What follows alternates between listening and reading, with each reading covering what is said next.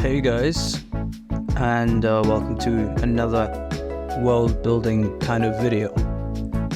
So for this one, I wanted to go completely, well, not exactly completely off the humanoid scale. As you can see, I drew the legs here, but I wanted to world build on the spot. And this is what I've basically come up with, an insectoid. But there's another part that I wanted to mention. It is the design of this insectoid creature, and mainly the clothing and whatever's about to come next, you'll see it. Now, the first thing that I need to mention is, how are these creatures going to fly with clothes? And there's also another question as to why these insectoids would need clothes in the first place, but maybe we could world build later on. Now you see, for this particular piece of art that I tried to make, the clothes approach was supposed to be like one piece. A one piece kind of clothing, one half of it's supposed to have like a kind of pattern or design, and the next part also a different design. Now as you can see here, well, eventually I think you could see it from here. It's whole one piece kind of cloth. They're hanging over their heads, and it goes through their belt and hangs out to the back. Now I wanted to kind of like put this kind of priest or clergy. I was thinking that way, but the more I thought of it, the more I wanted him to be more violent. So I thought, okay, since he has that kind of priest look, why not make him some kind of warrior monk, right? So that's where I got the idea to put a sword in. And of course, I did also want them to be really ornate. So I gave them a special kind of buckle for their belt. And as I drew this, I had a reference for a mantis. And actually, the head was supposed to be based off of a beetle, but I ended up just copying off a mantis, praying mantis to be exact. And later on you'll see how painful the designs were for the clothes, like the patterns and whatnot. Of course, the main part that I wanted to first delve into is what kind of society these kinds of insect creatures would have. And at first I thought maybe these guys are going to be hyper-religious, to which that's already been technically done before. But I went ahead with it anyway, to be honest with you. The first thing that I wanted to expand on, and keep in mind, as I'm recording this, I'm completely going off the hooks for this one. There's no specific script. The main part of this kind of hyper-religious society is the need for their crusades. Now, the kind of crusades that they go on for is mainly like this feeding kind of crusade. They go out there to get some food in a massive expedition, and they feed off and they return back home. And of course, they could just have food back home if they wanted to, as with any kind of like society that's functioning. They should be able to farm, right? But I thought about this more deeper than intended. What if they wanted to go out to get some food, as I see some kind of religious motive behind it? As I said, crusades, right? So perhaps maybe once a full moon, they go out on these large expeditions, or maybe once every 2 full moons. And once they go out on these expeditions, they go on these like large swarms and obviously use their wings for a mode of transport, if it isn't obvious enough. And to be honest, even though this is my first time delving into this kind of non-humanoid kind of society, I also wanted to depict them to be still a remnant of some kind of human nature. And obviously this is war, right? But look at the clothing here.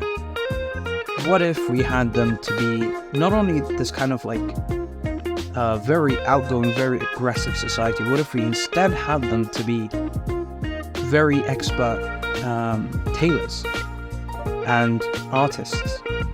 And sure, maybe in some degree if they were less warlike, it would make sense. But if you look at most of the societies that are warlike in real life, you'll find that, for example, let's look at the Mongols. They had very ornate designs for their, well, I think it was women, but also men as well, depending on the occasion. And obviously this is what I wanted to mimic. Not all societies, if they are pacifist or warlike, have to lean towards a simplistic or very ornate clothing choice. So overall, I ended up settling on this like really detailed design. The next thing, of course, is how or why these creatures would need to go out to feed, in terms of, or maybe in terms of their religion. What makes them go out there in the first place? I did say they go out once or twice a moon, but of course, the next part that also has to follow up is why. So in this world building aspect, I thought maybe perhaps the insectoid race, they would go out there and do these raids as one of their ancestors perhaps used to do it, a very like religious figure for them. And if they commit to it, they, well, it's seen as like good omens for the future or something like that.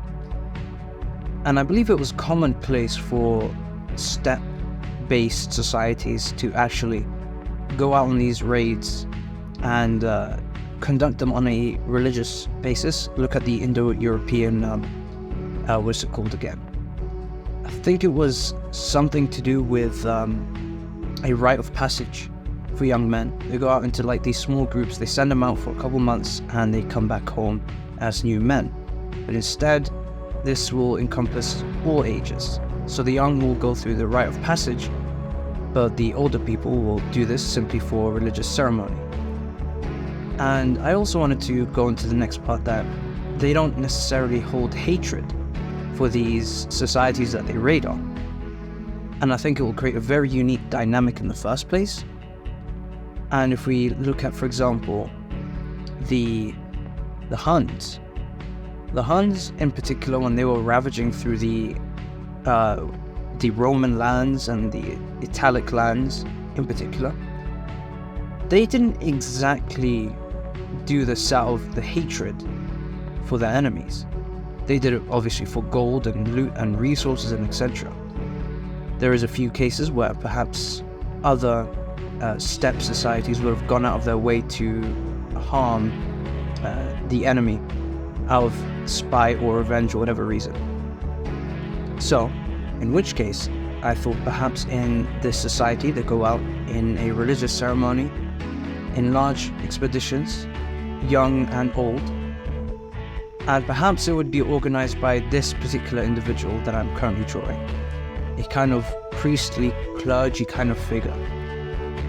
And perhaps in this particular piece, this figure is holding up the head of like a hollowed out human or some kind of other humanoid creature. And this is a symbolism perhaps for their raid, that it has come to an end. And I see no reason as to why they shouldn't do that, to which it brings us to the next part. Once they have this expedition completed, it brings us to the society as a whole. Would they be led by a theocratic, I think that is what it's called. Basically, some sort of mimic to the papal state. And they have these small organizations in between, similar to like these crusader states. And they go out of their way to basically lead expeditions in the name of the head of the faith. And whether it would be the lunar cycle raids or just individual ones, they basically do it to gain land or perhaps increase influence over other organizations, similar to how actual crusader states used to function back in the day. And as you can see here, as the video is nearing to an end, and perhaps I'll well build on this later, I had no intention to actually complete this whole thing with color. This video's already taken too long. Of which, I hope you enjoyed the little world building session that we had today, and the well, the large effort that I put into making this. See you guys next time.